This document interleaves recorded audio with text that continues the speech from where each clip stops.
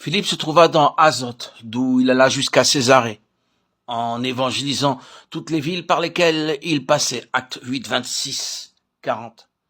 Dans cet incident simple mais instructif, nous avons l'Éthiopien, le Saint-Esprit et l'instrument humain, Philippe.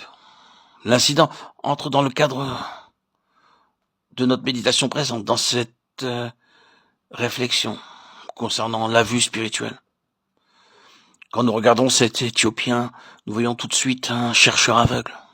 Bien que religieux, bien que se mouvant dans le cercle de la tradition religieuse de longue date et bien établi, ayant été pourtant à Jérusalem, au temple, dans le quartier général même, il est toujours aveugle, toujours un chercheur aveugle, qui se reconnaît d'ailleurs aveugle. Ceci est très clair d'après les questions qu'il a posées à Philippe au sujet des Écritures.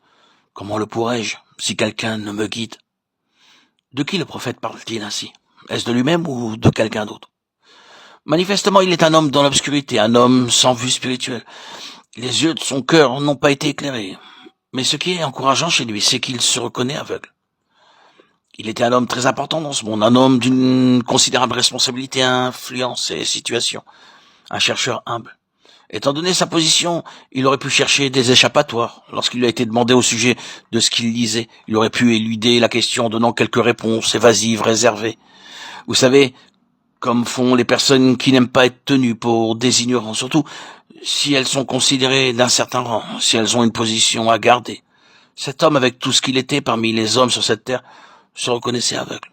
À la question « Comprends-tu ce que tu lis ?» il répond sans aucune dérobade. Il le fait de manière directe, honnête, franche. Comment pourrais-je si quelqu'un ne m'enseigne? Alors dans sa franchise, il insiste davantage pour plus d'informations, d'explications, d'éclaircissements. De qui le prophète parle-t-il? C'est très simple. Je sais, mais c'est fondamental. C'est fondamental pour toutes sortes de compréhensions spirituelles. C'est la base de toute connaissance spirituelle. Et cela gouverne chaque degré de progrès dans les choses spirituelles. L'humilité de ce grand homme est la clé de cette histoire. Il ne cherche pas à donner l'impression qu'il sait ce qu'il ne sait pas, pour que l'autre ne pense pas qu'il comprend, alors qu'il ne comprend pas. Il commence juste à la place où vraiment et réellement il se trouve.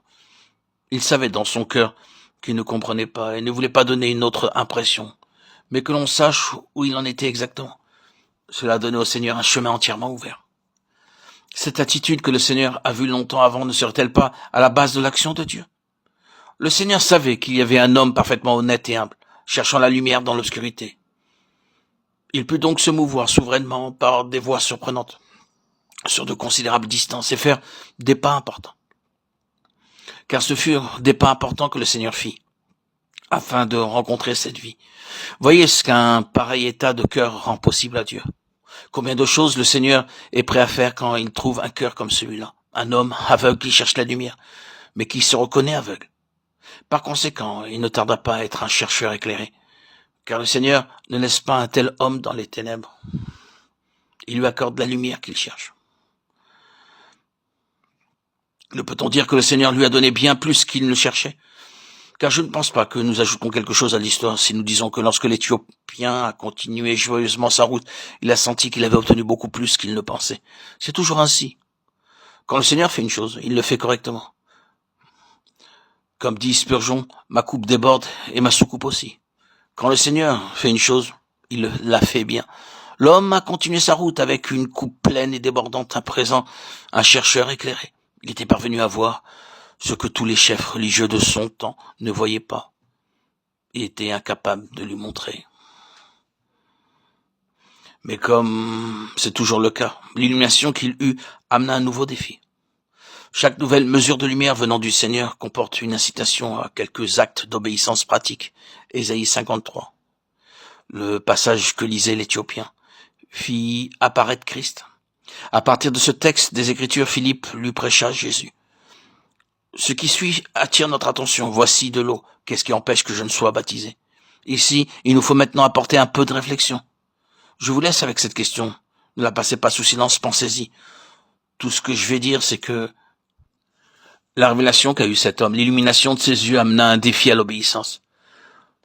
Ce chercheur éclairé n'a point résisté à la vision céleste, mais a été rapide à affronter le défi, rapide à obéir, sans hésitation au commandement de Dieu, à la lumière qu'il avait reçue. Tout ce qui arrive Tout ce qui est arrivé ici est très simple, mais c'est l'essentiel. Nous voyons un homme qui passe des ténèbres à la lumière, un homme qui passe d'une recherche à un cœur ravi de connaissance. Nous voyons un homme qui cherche à tâtons, transformé en un homme qui a une claire compréhension, un homme qui avait été déçu, changé en quelqu'un qui suit sa route avec joie. Les deux choses qui ont rendu cela possible sont sa complète humilité, car il ne s'est pas soucié que l'on connaisse son ignorance, il ne faisait pas semblant de savoir plus qu'il n'en savait, et sa rapide obéissance à la lumière reçue. Nous devons dire au sujet de cet homme, voici un cœur honnête. Et c'est ainsi que Dieu est avec nous, ce que nous sommes avec lui. Dieu ne sera le débiteur d'aucun homme. Si vous et moi, nous sommes vraiment sérieux avec Dieu, et allons droit à tout ce que Dieu a pour nous, à tout ce que Dieu veut que nous possédions et connaissions.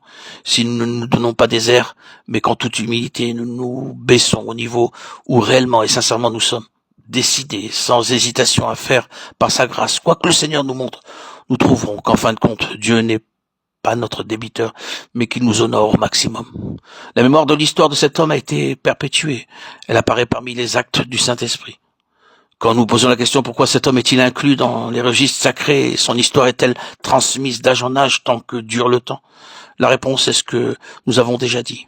Il était un homme sérieux avec Dieu, d'un cœur honnête et ouvert au Seigneur, d'un esprit humble et obéissant à la lumière reçue.